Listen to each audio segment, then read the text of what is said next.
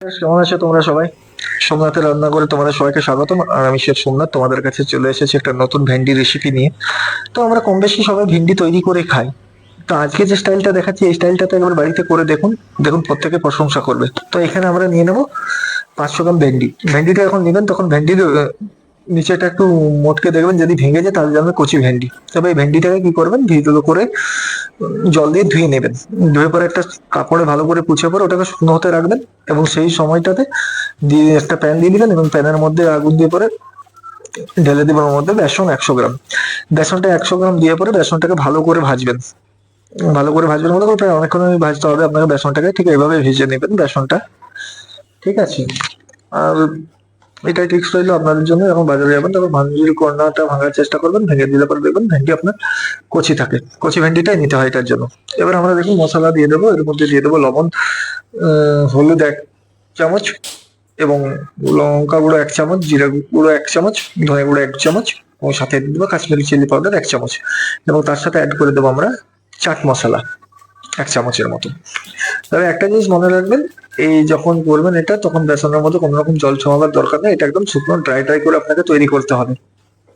এটা অ্যাকচুয়ালি এটা তৈরি হচ্ছে, এটা ভিডিও হওয়ার পরে আপনারা আস্তে আস্তে বুঝতে পারবেন।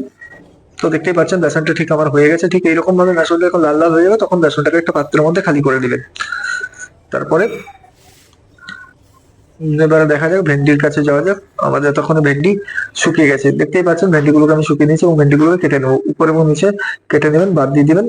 ঠিক এইভাবে যখন ভেন্ডিগুলো সমস্ত আপনার কাটা হয়ে যাবে তখন ভেন্ডিটাকে আরেকটা প্রসেসে আপনাকে কাটতে হবে। দেখতেই পাচ্ছেন ভেন্ডিগুলো কাটা হয়ে গেছে, ভেন্ডির মাঝখানে একটা চিরা মেরে দিবেন। দেখতে পাচ্ছেন ঠিক এইভাবে চিড়ে মেরে দিবেন। এইভাবে সমস্ত কটা ভেন্ডি চিড়ে মেরে নেবেন, যেভাবে আমি চিড়াটা মারছি দেখতেই পাচ্ছেন। হ্যাঁ, ঠিক এইভাবে চিড়াটা মেরে দেবেন ভেন্ডিটাকে। তো ভেন্ডি আমার দেখতে পাচ্ছেন প্রায় সব ভেন্ডিগুলো চিড়া মারা হয়ে গেছে। এবারে আমি যাব মেন কাজে, যে ভেন্ডিটার সাথে ওই মশলাটা কি হবে, যে মশলাটা কেন বানালাম বা কি জন্য বানালাম, এবারে এটা আপনাদের দেখাবো। তো সমস্ত এখন ভেন্ডি চিড়া মারা হয়ে যাবে। তারপর আমরা কি করব, ভেন্ডির মশলাটাকে নিয়ে নেবো। দেখতে পাচ্ছেন আমরা মশলাটাকে নিয়ে নিয়েছি এবং আমরা যখন পেটটা ছিঁড়েছিলাম এবারে পেটের ভিতরে আমরা মশলাটাকে মিশিয়ে দেবো। দেখতেই পাচ্ছেন ঠিক এইভাবে আমরা মশলাটা দিয়ে পরে স্টাফিং করে নেব এবং সমস্ত মশলাগুলো এইভাবে আমাদের স্টাফিং করে নিতে হবে।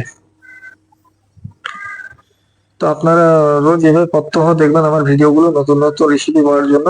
এবং আমি নতুন নতুন অনেক রেসিপি দিয়ে থাকি, বাঙালি, ইন্ডিয়ান, নর্থ ইন্ডিয়ান। তো আপনারা কমেন্ট কেউ করছেন না, তো একটু প্লিজ কমেন্ট করবেন। আর যারা নতুন ভিউয়ার্স আছেন প্লিজ আমার চ্যানেলটাকে একটু সাবস্ক্রাইব করে দিবেন, আমাকে সুযোগ দিন আগে যাওয়ার জন্য। এবং আপনাদের সুযোগ দিলে পরে আমি আরো আগে যেতে পারবো। তো আপনাদের প্রত্যেকের আশীর্বাদ এখানে খুবই দরকার।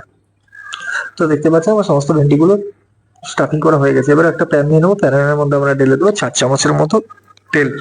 হ্যাঁ, এটার জন্য আপনাকে সর্ষের তেল ব্যবহার করতে হবে। সর্ষের তেল ব্যবহার করলে পরে কি এটার স্বাদটা অনেকটাই ভালো হয়। তো দেখতেই পাচ্ছেন তেলটা এখন গরম হয়ে যাবে, গরমের মধ্যে দিয়ে দেবেন পেঁয়াজ এবং কাঁচা লঙ্কা।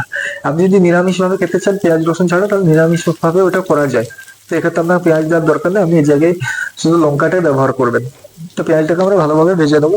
মোটামুটি পেঁয়াজটা ততক্ষণ আমাদের ভাজতে হবে যতক্ষণ না পেঁয়াজটা থেকে একটু জল ছড়ছে, মানে শুকিয়ে শুকিয়ে আসছে। দেখতেই পাচ্ছেন পেঁয়াজটা আমার হয়ে গেছে। এবার আমি ভেন্ডিগুলো সব এক এক করে অ্যাড করে দিচ্ছি।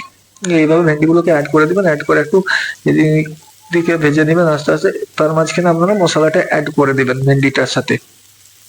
দেখতে পাচ্ছেন ভেন্ডিটা ঠিক আমার ভাজা হচ্ছে।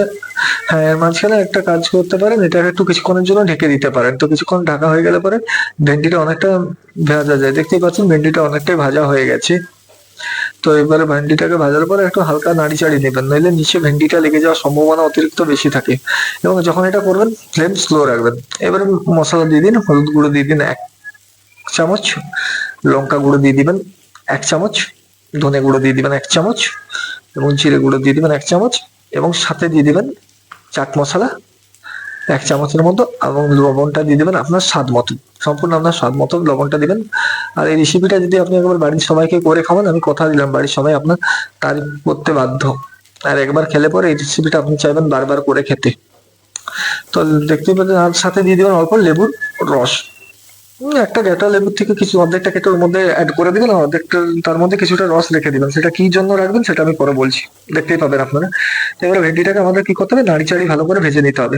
এবার নাড়িচাড়ি ভাজা হয়ে গেলে পরে ভেন্ডিটাকে আমাদের আর একটু লেবুর রস আমরা অ্যাড করে দিলাম এর মধ্যে।